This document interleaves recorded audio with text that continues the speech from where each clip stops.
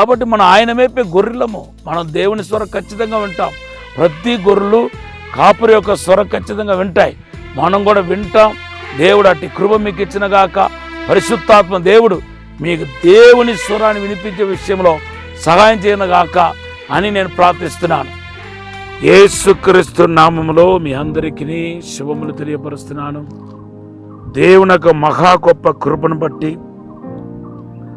మన యొక్క అనుదినపు జీవితాన్ని చక్కగా సాగించడానికి దేవుడు ఎంతగానో కృప చూపిస్తున్నాడు. దేవుని బిడ్డలారా, దేవుడు ఒక శుభవార్త మీకు తెలియపరచబోతున్నాడు. మీ యొక్క కష్టతరమైన అడ్డు మార్గాన్ని దేవుడు తొలగించి క్షేమకరమైన పరిస్థితులు మనం నడిపించబోతున్నాడు. మీ హీలింగ్ విషయంలో దేవుడు ఒక అద్భుత కార్యం జరగబోతుంది. మీ ఉద్యోగ విషయంలో ఒక అద్భుత కార్యం జరగబోతున్నాయి. మీ పిల్లల విషయంలో ఒక అద్భుత కార్యం జరగబోతుంది. అంతేకాదు, ఎవరి రక్షణ కోసమైతే మీరు ప్రార్థన చేస్తున్నారో వారి రక్షణ విషయంలో కూడా త్వరగా ప్రార్థనలకించి దేవుడు విడుదల ఇవ్వబోతున్నాను మాట్లాడుతున్నాడు. మీరు కూడా త్వరలో పరిశుద్ధాత్మతో నింపబడబోతున్నారని పరిశుద్ధాత్మ దేవుడు తెలియపరుస్తున్నాడు. ఈరోజు దేవుడు మనకిచ్చిన వాగ్దానం యెషయా గ్రంథం 59:21. కొన్ని రోజులుగా ఆదికాండం 1-2 అధ్యాయాన్ని గురించి మనం ధ్యానం చేసుకుంటూ వస్తున్నాం. చూడండి, మన ఆదికాండం 1 అధ్యాయంలో దేవుని స్వరం వినపడుతుంది. దేవుని యొక్క స్వరం మాత్రమే వినపడుతుంది. తర్వాత ఆదాం స్వరం మనకు వినపడుతుంది. 2వ అధ్యాయానికి వచ్చేసరికి ఆదాం స్వరం వినపడుతుంది. కానీ 3వ అధ్యాయానికి వచ్చేసరికి దేవుని బిడ్డలారా మనకు సైతాను స్వరం వినపడుతుంది. చూసారా దేవుని బిడ్డలారా, సాతాను స్వరం ఏదోలో వినపడటం ఏంటి, ఎలాగ అపశృతి వచ్చాయి అని ఆలోచించాల్సి ఉంటుంది. దేవుని బిడ్డలారా, యెహోవా దేవుడు ప్రతి చల్లని పూట మాట్లాడకుండా వచ్చాడు. సాతానుకు చోటివ్వలేదు. కానీ మోసపుచ్చే సాతానుడు సర్ప రూపంలో వచ్చి ఆదాము అవ్వతో మాట్లాడి ఒక్కరోజు కాదు అనేక దినాలు మాట్లాడి వారిని పడగొట్టి దేవునికి దూరం చేసేసాడు. పరిశుద్ధ గ్రంథంలో దేవుని బిడ్డలారా అవ్వతో మాట్లాడినట్టుగా ఆదికాండం 3వ అధ్యాయం 1వ వచనంలో రాయబడి ఉంది. తర్వాత యోబుతో మాట్లాడినట్టుగా యోబు గ్రంథం 1వ అధ్యాయం 7-11, యేసుతో మాట్లాడినట్టుగా మత్తయి సువార్త 4:3-9 వచనాలు కనపడుతున్నాయి. అంతేకాదు, ఇప్పుడు కూడా సాతాను తలంపుల ద్వారా, ప్రేరేపణ ద్వారా ఎన్నో చెడుకు, ఎన్నో పాపానికి ప్రేరేపిస్తున్నాడు. యేసు ప్రభుతో సాతాను మాట్లాడుతున్నప్పుడు అవ్వలాగా ఆయన సాతాను వేసిన ట్రాప్లో పడిపోలేదు. దానికి దీట్టైన సమాధానం చెప్పి ఆ మాటలతో వాడిని పారదోలినట్టుగా చేశాడు. ఈరోజు మనము ఆదాముక వారసులు, అవ్వ వారసులు కాదు. మన సాక్షాత్తుగా మన యేసుక్రీస్తు ఒక విత్తనమై ఉన్నాం. యేసు నుండి పుట్టబడిన వారు అనే విషయాన్ని మర్చిపోవద్దు.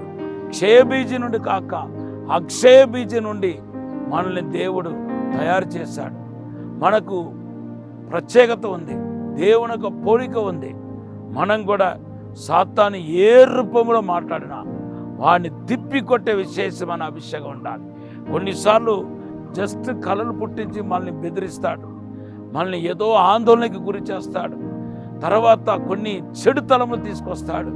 దాని కనుక మనము అనుమతిస్తే కనుక మన హృదయము చెడిపోతుంది. ఇలాగా ఏ రూపములో సాతాను వచ్చినా, ఎన్ని రకాలుగా పన్నగాలు చేసినా సాతాను క్రియ లయపరుస్తాం. అవ్వాలాగా మనం ఓడిపోవాల్సిన అవసరం లేదు. ఆదాం సాతాను ఒక ట్రాప్లో పడినట్టుగా మనం ట్రాప్లో పడాల్సిన అవసరం లేదు. మన చెవులను ముఖ్యంగా ప్రభు కొరకు సమర్పించుకొని కాచుకుందాం. ప్రతిరోజు ప్రార్థన చేయండి. ప్రభువా, నీ స్వరం తప్ప నేను ఏది వినకూడదని చెప్పండి. కొంచెంమంది సేవకులని అంటారు, కానీ ఎంతసేపు దైవ సేవకుల గురించి విమర్శించటం, మాట్లాడటం ఇదే పనిగా పెట్టుకుంటున్నారు. అదేం పరిచర్యో మనకు తెలియదు. అటువంటి మాటలని మనం వినకూడదు. బూతులు వినకూడదు, అబద్ధపు మాటలు వినకూడదు, నేరారోపణ మాటలు వినపడకూడదు. కేవలం యేసు ప్రభు మాటలు మాత్రమే వింటూ ముందుకు సాగాలని కోరుతున్నాను. దేవుని స్వరం మీ చెవుల్లో మాత్రం మారుమోనగాక. దేవుని బిడ్డలారా, ఎవరైతే దేవుని స్వరం వింటారో వారు ఆశీర్వదించబడతారు. ఒకవేళ మీరు అనవచ్చు, పాస్టర్ గారు దేవుని స్వరం వినటం చాలా కష్టం అండి. లేదు, యోహాను సువార్త 10:4 ఏమని ఉందంటే, గొర్రెలు నా స్వరం వింటాయి అంటున్నాడు. కాబట్టి మనం ఆయన వైపే గొర్రెలము. మనం దేవుని స్వరం ఖచ్చితంగా వింటాం. ప్రతి గొర్రెలు కాపురి యొక్క స్వరం ఖచ్చితంగా వింటాయి. మనం కూడా వింటాం. దేవుడు అట్టి కృప మీకు ఇచ్చిన గాక. పరిశుద్ధాత్మ దేవుడు మీకు దేవుని స్వరాన్ని వినిపించే విషయంలో సహాయం చేయను గాక అని నేను ప్రార్థిస్తున్నాను. దేవుడు ఈ మాటను దీవించిన గాక. మనం ప్రార్థన చేద్దాం. పరిశుద్ధము నమ్మకమైన పరలోక తండ్రి, నీ స్వరం వినలాగా సహాయం చేయండి ప్రభు. విశేషమైన కృప దయచేయమని అడుగుతున్నాను. పరిశుద్ధాత్మ మహిమతో శక్తితో నింపండి. నీ విడుదల ఆశీర్వాద అద్భుతం జరిగించి మేలు చేయమని, దుష్ట శక్తుల పారదోలమని, అంధకార శక్తుల పారదోలమని యేసు నామములో అడిగి వేడుకుంటున్నాము తండ్రి. ఆమేన్, ఆమేన్. ఏదో ఒక రూపంలో ప్రభు మీతో మాట్లాడతాడు. పేదరులు చూడండి, అపోస్తల కార్య 10 పేదరుకు అన్యులు కూడా అన్యులతో సహితం పరిశుద్ధాత్మ పొందాల్సిందే అనే విషయాన్ని చెప్పడానికి కాళ్ళ ద్వారా దేవుడు మాట్లాడేశాడు. మీతో కూడా అలాగే మాట్లాడతాడు. మిమ్మల్ని నేను ఆశీర్వదిస్తున్నాను. ఆత్మ సంబంధమైన మండలంలో ఈ ప్రయాణం కొనసాగుతుంది.